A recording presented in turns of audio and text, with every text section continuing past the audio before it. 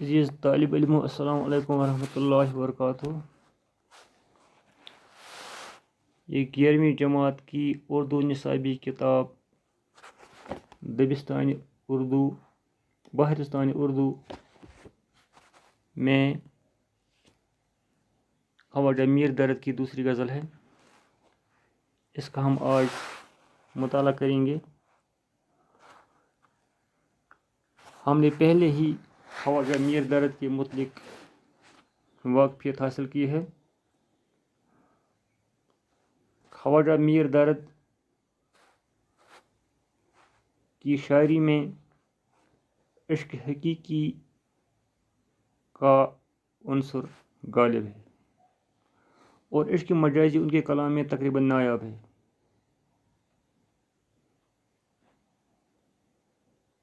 ان کے خیالات میں پختگی اور پاکیزگی ہے، یعنی ان کے شاعری کا جو محور ہے، مرکز ہے، مدعا ہے، مقصد ہے، وہ تصوف ہے۔ جتنا بھی انہوں نے تصوف پر کہا ہے، اردو میں آج تک کسی اور نے نہیں کہا ہے۔ یہ مولانا محمد حسین آزاد کا ان کے متعلق نظریہ ہے۔ یہ جو دوسری غزل ہے، اس میں بھی خواجہ میر درد نے زندگی، دنیا اور دنیا کی ناپائیداری کے متعلق کہا ہے۔ اب ہم خواجہ میر درد کی دوسری غزل کا پہلے تحت لفظ مطالعہ کریں گے۔ تہمتیں چند اپنے ذمے در چلے، جس لیے آئے تھے سو ہم کر چلے۔ زندگی ہے یا کوئی طوفان ہے، ہم تو اس جینے کے ہاتھوں مر چلے۔ کیا ہمیں کام ان گلوں سے اے صبا، ایک دم آئے ادھر ادھر چلے۔ پہلا شعر جو اس دوسری غزل کا مطلع ہے، تہمت چند اپنے ذمے در چلے۔ خواجہ میر درد فرماتا ہے کہ انسان اس دنیا میں آیا، اس نے اپنے سر پر یہاں الزام لیے، یعنی اس نے مختلف غلطیاں اور گناہ سرزد کیے۔ زندگی بھر وہ یہی تہمتیں اپنے نامہ اعمال میں درج کرواتا رہا۔ تو تنزیہ طور پر شاعر فرماتا ہے کہ شاید ہمیں یہی کرنا تھا اور یہی ہم کر چلے، یعنی جو الزامات اور گناہ ہم سے سرزد ہوئے، جو برے کام ہم نے یہاں کیے، یہی تہمتیں لے کر ہم یہاں سے چلے۔ یعنی شاید ہمارے زندگی کا شاید مقصد یہی تھا کہ ہم یہاں اپنے سر خطائیں اور گناہ لے چلیں۔ اس طرح شاعر نے انسانی مزاج اور نفس کی ترجمانی کی ہے۔ دوسرا شعر، زندگی ہے یا کوئی طوفان ہے، ہم تو اس جینے کے ہاتھوں مر چلے۔ اس شعر میں خواجہ میر درد زندگی کی ناپائیداری اور بے ثباتی کا ذکر کرتے ہوئے فرماتے ہیں کہ ہماری زندگی کسی طوفان سے کم نہیں ہے۔ گویا ہم طوفان کی طرح اس دنیا میں آئے اور چلے گئے، یہاں ہمیں سکون سے ٹھہرنے کا موقع نہیں ملا۔ یعنی زندگی انسان کی ناپائیدار ہے، جلدی ختم ہوتی ہے، یہاں اسے قرار اور سکون حاصل نہیں ہوتا ہے۔ تیسرا شعر، کیا ہمیں کام ان گلوں سے اے صبا، ایک دم آئے ادھر ادھر چلے۔ شاید اس شعر میں فرماتا ہے جو دنیا کے پھول ہیں، دنیا کے رنگ ہیں، دنیا کے نظارے ہیں، یہ ناپائیدار ہیں۔ اب صبح کی ہوا، یعنی صبا سے مخاطب ہے کہ اے صبح کی ہوا، ہمیں ان ناپائیدار چیزوں سے کیا کام ہے۔ کیا فائدہ ہے، کیا واسطہ ہے؟ یہ نہ رہنے والے ہیں، یہ ایک دم آتے ہیں اور ایک دم چلتے ہیں۔ اگر انسان کو دل لگانا چاہے تو وہ صرف خدا کی ذات سے، کیونکہ وہ پائیدار ہے، اس سے تعلق جوڑنا چاہیے۔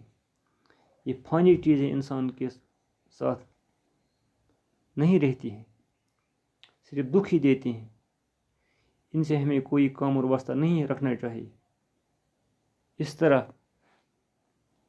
صوفیانہ طور شاعر اس شعر میں انسان کو نصیحت کرتے ہیں کہ جن ناپائیدار چیزوں کی طرف تمہارا نفس مائل ہوتا ہے یہ نہ رہنے والی ہیں، ان سے اپنا تعلق مت جوڑو۔ چوتھا شعر: ایک میں دل ریش ہوں ویسا ہی دوست، زخم کتنوں کے سنا ہے بر چلے۔ شاعر اپنی بد نصیبی کا ذکر کرتے ہوئے فرماتا ہے کہ جتنے بھی زخم میرے دل کو لگے، جتنے بھی صدمے مجھ کو پہنچے، ان کا کوئی مداوع نہیں ہو سکا۔ میرے زخم کبھی ٹھیک نہ ہو سکے،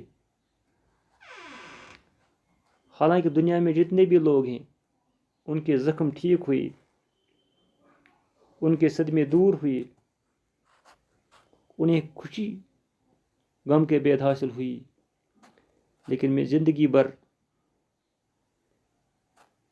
یہی مصیبتوں کا مقابلہ کرتا رہا،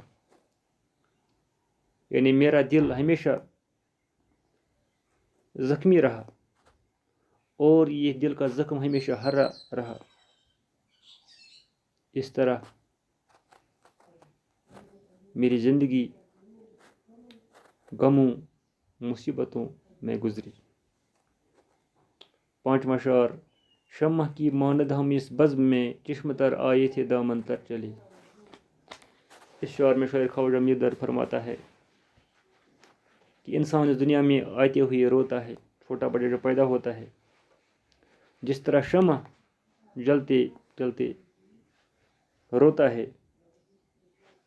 یعنی موم کے قطرے آنسوں کی طرح بہاتا ہے اور روشنی دیتا ہے، لیکن جب یہ انسان دنیا میں آتا ہے یہ مختلف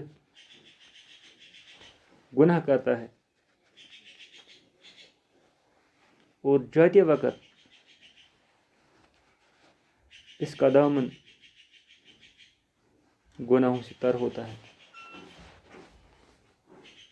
دامن تر ہونے کا مطلب ہے گناہ اپنے سر لینا، یعنی بچہ پیدا ہوتا ہے تو معصوم ہوتا ہے، لیکن جب یہ مرتا ہے انسان پھر اس کے نام اعمال میں گناہ بھرے ہوئے ہوتے ہیں۔ چھٹا شعر: ساکیا یہاں لگ رہا ہے چل چلاؤ، جب تلک بس چل سکے ساگر چلے۔ اس شعر میں شاعر ساقی سے مخاطب ہے۔ ساقی کا مطلب ہے پلانے والا، معرفت کا شراب پلانے والا یہاں مراد ہے۔ اسے کہتا ہے کہ یہ دنیا کی زندگی نہ رہنے والی ہے، یہاں ایک انسان آتا ہے مرتا ہے تو دوسرا آتا ہے، لوگ مرتے جاتے ہیں نئے پیدا ہوتے ہیں، لہذا کسی کو خبر نہیں کل کیا ہوگا۔ جب تک آپ کا یہ مے خانہ چلے آپ شراب پلاتے جاؤ تاکہ کسی کے دل میں حسد باقی نہ رہے۔ آخری شعر: درد کچھ معلوم ہے یہ لوگ سب، کس طرف سے آئے تھے کدھر چلے۔ اس شعر میں جو اس غزل کا مقطع ہے، خواجہ میر درد خود سے مخاطب ہے کہ اے درد، دنیا میں آج اتنے لوگ آئے مر کر واپس چلے، نہ یہ معلوم ہے کہ کہاں سے آئی، نہ یہ معلوم ہے کہاں گئی، نہ یہ معلوم ہے دنیا کب تک رہے گی اور کب اس کا وجود ختم ہوگا۔ اس طرح انسان کی بے بسی کا اظہار کرتے فرماتا ہے، اس دنیا میں لوگ آتے ہیں، واپس جاتے ہیں، نئے پیدا ہوتے ہیں، وہ بھی مر جاتے ہیں، لیکن انسان کو حقیقت کی کوئی خبر نہیں۔ اس طرح خواجہ میر درد کی دوسری غزل بھی مکمل ہو گئی۔ اب اس غزل کے بعد صفحہ نمبر 124 پر خالی جگہوں کا ایک سوال ہے، جس میں 4 خالی جگہ ہیں۔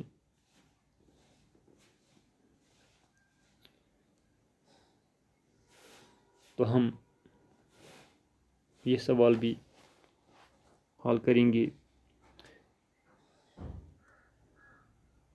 4 الفاظ دیے ہوئے ہیں جو خالی جگہوں میں پر کرنے ہیں۔ پہلا لفظ ہے تصوف، دوسرا ہے والد، تیسرا ہے احکام صلات، چوتھا ہے چھوٹی بہر۔ اب پہلی خالی جگہ ہے میر درد کی غزلیں ڈیش ڈیش میں لکھی گئی ہیں۔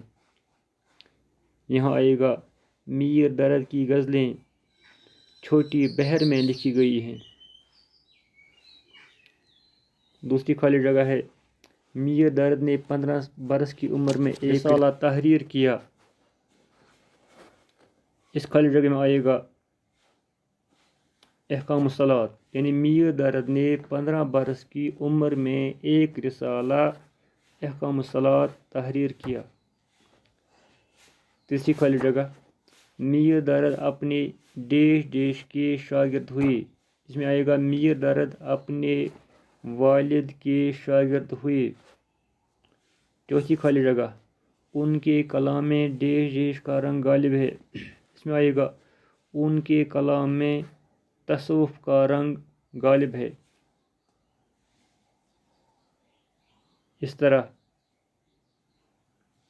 آج ہم نے خواجہ میر درد کی